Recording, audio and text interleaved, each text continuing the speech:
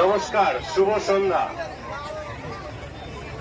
ট্যাংরা গ্রামের সমস্ত শুভনোদ্দায়ী মানুষ, আমার দলীয় কর্মী সমর্থক, এলাকার প্রত্যেকটা ক্রেতা বিক্রেতা, পথ চলতি মানুষ, সমস্ত আমার মাইনরিটি ভাই বোনেরা, সমস্ত ধর্মের সমস্ত বর্ণের প্রত্যেককে আমার তরফ থেকে প্রণাম, শ্রদ্ধা, সংগ্রামী অভিনন্দন।